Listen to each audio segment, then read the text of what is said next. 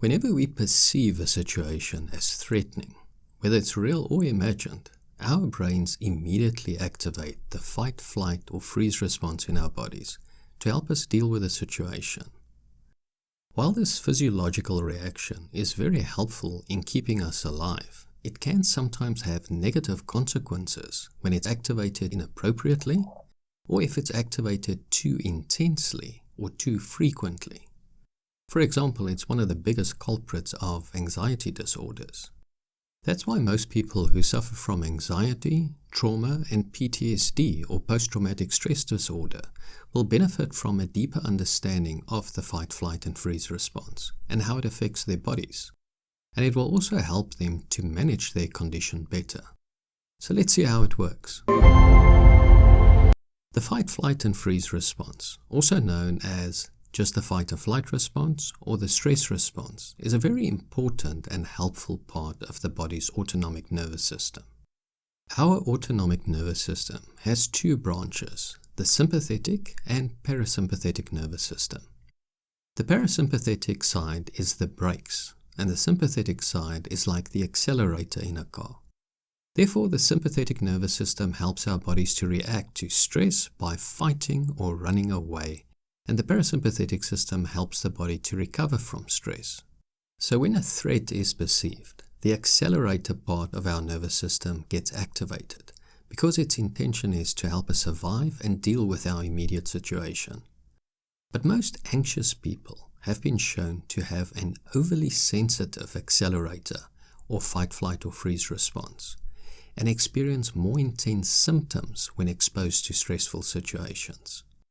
That's why this stress response is an important part in the treatment of stress, anxiety, trauma, and PTSD.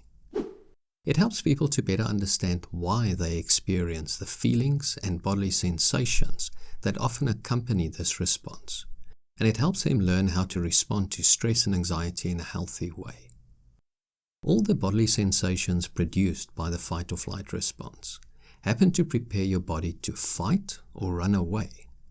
But if you don't understand what's happening in your body, you may experience these sensations as very uncomfortable or even terrifying.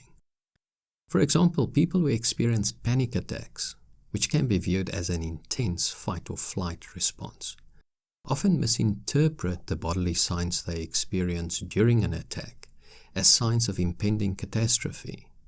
They may also feel that they will have a heart attack or go mad if the sensations they are experiencing don't stop.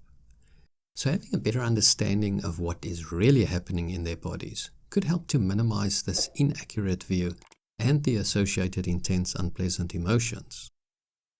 And people who suffer from PTSD sometimes mistake the increased physiological arousal they experience when they are triggered as an indicator that there is a genuine threat present. So similarly for them, having a better understanding of the fight, flight, or freeze response can help them to feel safer, and they can use it as a cue to use relaxation and grounding techniques to help them down-regulate their nervous system to a calmer state. So you may be wondering, what triggers this stress response? The fight, flight, or freeze response is an automatic physiological reaction we have whenever we perceive something as stressful or threatening. An example of a physical threat could be if a growling dog comes running towards you.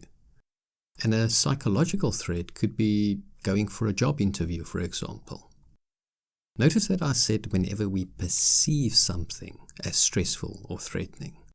Whether it's really threatening or not, it doesn't matter. If your brain thinks it's threatening, it will activate the stress response. So let's look at some of the bodily responses or processes that occur during the fight, flight, or freeze response to give you a better understanding of why you feel the way you feel when it's activated. And it will also help you to realize when you are entering this state, so you can deliberately turn on the brakes, so to speak, to reduce its intensity and to navigate out of it as soon as possible. So what happens in the body? This physiological reaction begins in the brain with the amygdala. It's a part of the brain that is responsible for perceiving fear. Whenever the amygdala perceives fear, it sends signals to the hypothalamus, another part of the brain, which then stimulates the sympathetic nervous system. This gives us a boost of energy to enable us to either fight or run away from the current perceived threat. This is where the term fight or flight comes from. It achieves this boost of energy by releasing many stress hormones into the body. But the main ones are adrenaline, noradrenaline, and cortisol. Both cortisol and adrenaline are released by the adrenal glands, which sit above the kidneys. Cortisol works with other stress hormones to help prepare your body to deal with a stressful event. Many physiological changes take place during the fight, flight, or freeze response. In other words, your body's chemistry changes, driven by your nervous system. The objective is to enable you to think and act quickly to survive and minimize injury or harm. So what else happens in the body? The pupils of the eyes dilate to take in more light to see better. Thoughts start racing to assess the situation as quickly as possible. The focus is on identifying sources of potential threats, strategies to deal with these threats, and possible escape routes. And the ability to focus on anything else other than the current danger becomes very hard. Also, coronary blood vessels dilate and heart rate increases to increase blood flow. This may lead to heart palpitations or feeling your heart beating in your chest. Blood pressure increases.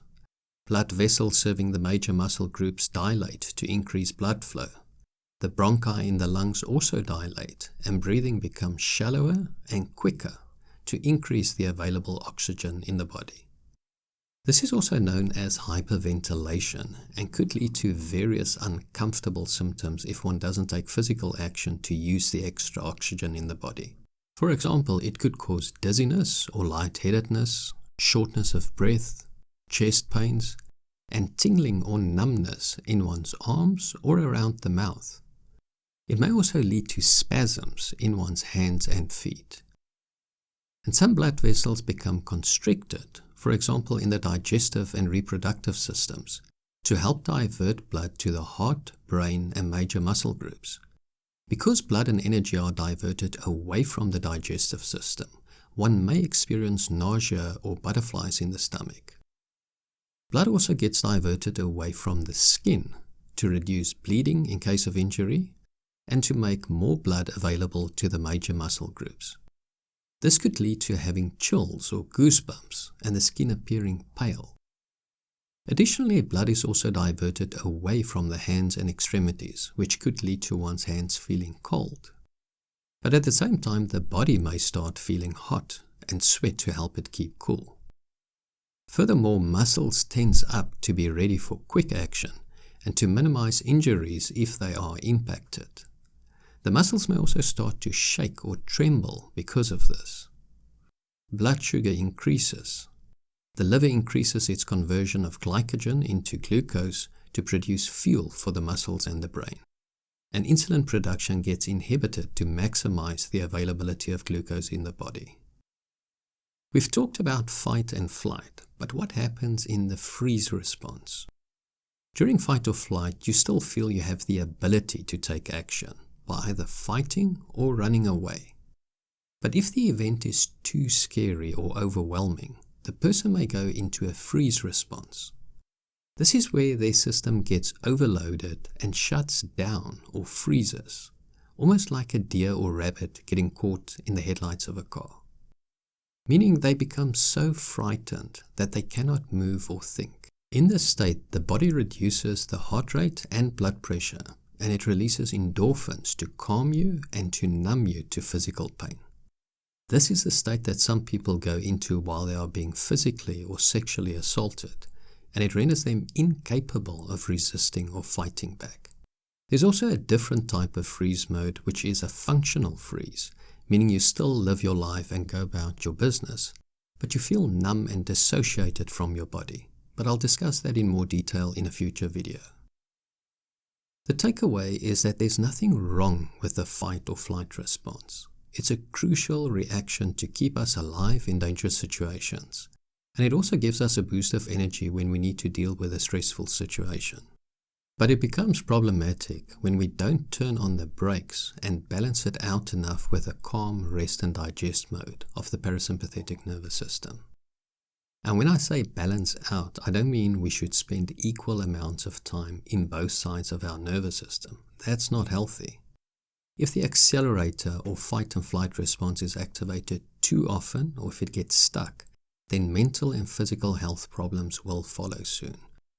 To avoid these problems, we should turn on the brakes and stay in our calm, parasympathetic nervous system most of the time. This could be achieved by changing your lifestyle and also using various relaxation or de-stressing techniques like TRE, or tension and trauma releasing exercises, yoga, and meditation.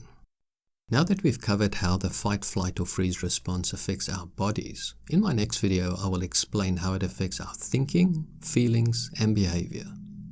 Thank you for watching. See you next time.